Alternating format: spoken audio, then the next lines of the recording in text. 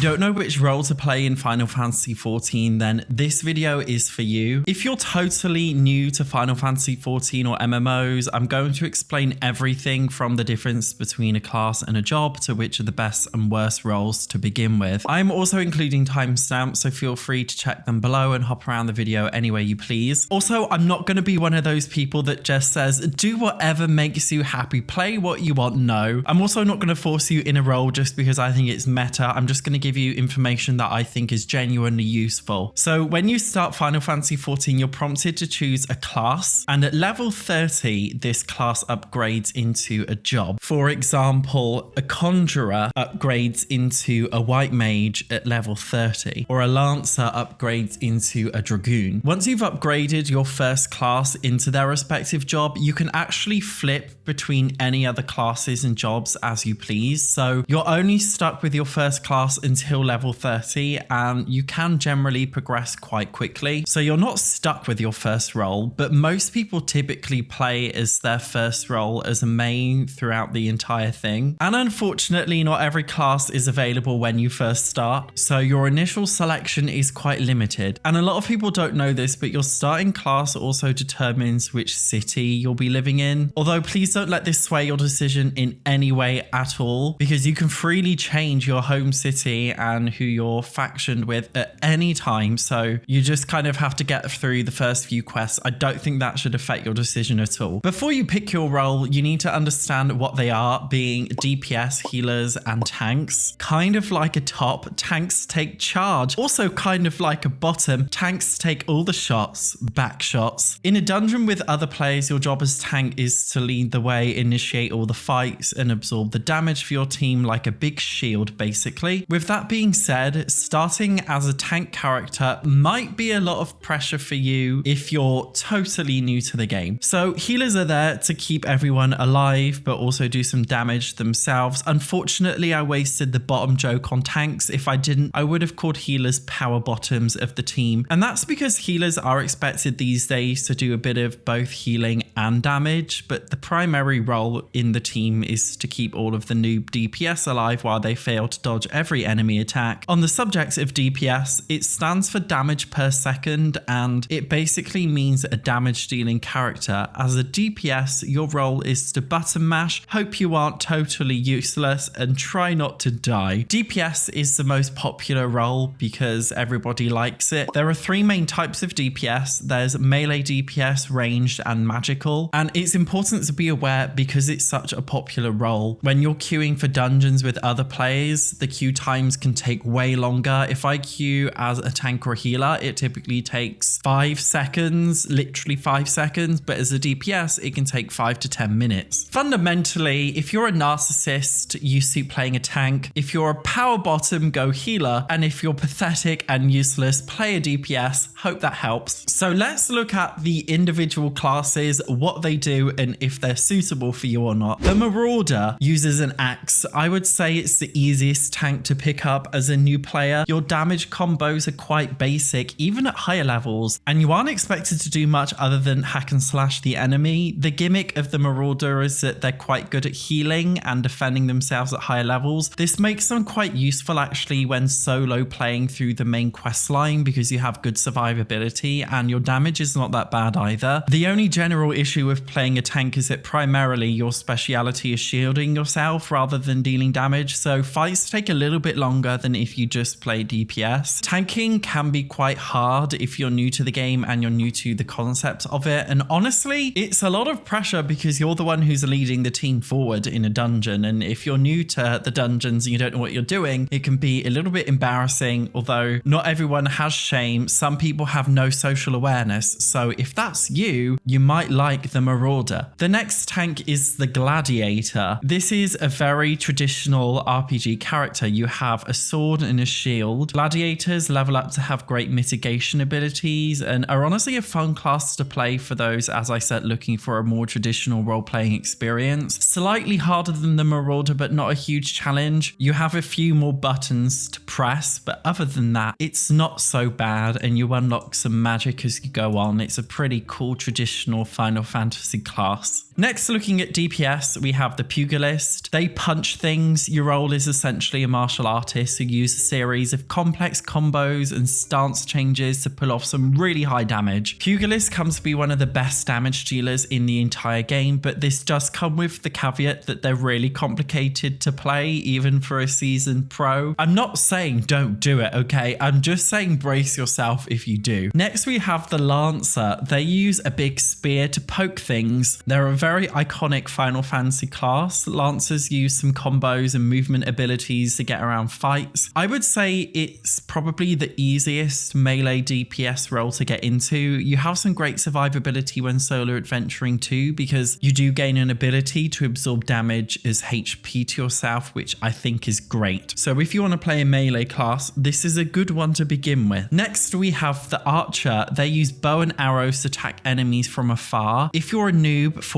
/ pussy, I think this is a really great starting class. You literally just stand on the edge of a fight running around in circles and pressing a button to shoot. You rarely ever have to deal with any enemy attacks or directly get involved in fights. The combos and actions of an Archer are very simple, even at level 100, honestly. As you go forward into the game in the higher levels, Archers are actually really great for buffing up the team. They almost play a supporting role, but going up to just level 30 is your starting class. I think they're really great if you're new and you lack some confidence. And of all of the DPS, honestly, is probably the most noob friendly to begin with. Next, we're looking at the Thaumaturge. This was my starting class and still my favorite to this day, although people say it's the hardest class in the game. You deal ranged magic damage and you have to balance between ice magic used to increase your MP and fire magic used to deal high damage. The reason why spellcasters in general are quite challenging is because you have to stand perfectly still to cast a spell. This can make solo adventuring really tough when you're being hit by enemies and you can't dodge very well. You deal a lot of damage as a Thaumaturge at the expense of losing your mobility and having to be very conscious of balancing the fire and ice magic, and it is a lot to do. It's not impossible to pick up as a starting class, but definitely a fun challenge. I personally gave up on the Thaumaturge Black Mage at, I would say, about level 40, and I just switched to another class to go through the main story, but it's still fun. Next, we have the Arcanist. The Arcanist uses a pet fox-like creature called a carbuncle to deal damage and read some spells from a book. This class is actually why a 2025 updated video on this subject is important, because it's changed a bit over time. I would say the Arcanist has actually got a little bit more complicated to use in some ways, but in other ways is a lot more streamlined. Like the Black Mage, you do have long spell casting times, but you also have some other instant cast abilities, and it definitely requires you to know what your actions are and to pay attention to what you're doing. You can't mind-numbingly button mash. Although the Arcanist is a special class because when you upgrade into a job at level 30, you actually have two options. It upgrades into a Summoner, which is a DPS magic dealing class, or you upgrade into a Scholar, which is a magic healing class. And interestingly, these are actually connected. So if you level up your Scholar, your Summoner will also level up to the exact same level, meaning you're basically getting two roles in one. You're getting a DPS and a support when you pick up the Arcanist. In terms of going up to level 30, this can make you very versatile, if we're not done with the top-bottom jokes, because you deal damage and you can heal yourself, granting you great survivability. I personally really like the Arcanist for solo adventuring because in the higher levels, you can play as a Summoner to do DPS while solo adventuring, but you can switch to a Scholar when doing dungeons because it's easier queue times. If you're a verse bottom, I mean, if you like the idea of having flexibility, I think the Arcanist is a really great class to start with, and it gives you a lot of options in terms of getting through the main story quite quickly. Next, we have the Conjurer, which is the ultimate healer in this game. You are the motherfucking power bottom of your team, although don't let that make you feel too emasculated. If the homophobes haven't clicked off this video already, that is, because you can also deal a lot of good damage as a Conjurer. The main benefit is basically you can't die while solo adventuring because you're able to heal yourself, although that does come at the expense of dealing smaller damage compared to DPS and tanks. This might mean that you will struggle a lot in the timed instances that you have to do, and you might find that quests take longer, but if you really want to fill the role as a healer when you first begin this game, I'm not going to stop you. do. I personally think it's a bad idea. Given that you can change your jobble class at any time from level 30, I personally think it's better to start off as a DPS or tank and then migrate to healing once you're more comfortable with the game and the mechanics and actually how to heal your people properly. To be balanced, I think the biggest benefit of healing is having extremely short queue times when entering dungeons with other players. As I said before, a DPS could wait like 5 to 15 minutes, but a healer will have to wait 5 seconds. There is a special class called the Rogue, which upgrades into a ninja, and I'm giving this one an honorable mention because it's technically not a starting class. Unlike the other classes that you have to wait until you're level 30 and unlock your first job first, you can actually unlock the Rogue very early on and quickly, and you unlock it at Limsa Lominsa, and you can do it from level 10. The Rogue is a melee DPS and honestly not too different from the Monk. It's a really good damage dealer. It is quite complicated with their positioning and combos when you get to high levels. Dare I say maybe the hardest physical DPS job, maybe? You can't obviously start with it, but you can pick it up really early on, and I just want to mention, if you're not happy with your starting class because maybe you chose a magical DPS or a healer or a tank, you can switch to a melee DPS quite early on if you want to. As I've already stated, completing your role quest at level 30 unlocks all of the other ones, so don't overthink your class too much. Primarily, I think you should just go with what you think looks the coolest. I personally chose the Thaumaturge because I thought the outfit looked really cool and badass. Things change over time and that's okay. Being real with you guys though, unfortunately most starting classes are quite boring these days. In order to make room for the higher level abilities, the developers actually have to simplify the abilities of the classes that are lower level, so you end up with actually not that much to do. So these days, honestly, I think they're all relatively simple, but they progressively get harder as time goes on. Fundamentally, I think it's a personal choice, but if you are totally on the fence and you just need someone to be assertive and tell you what to do, I'm telling you to play the Archer. It is easy as shit. End of story. Thank you very much for watching. Subscribe so you don't miss a future video. I will see you in the next one.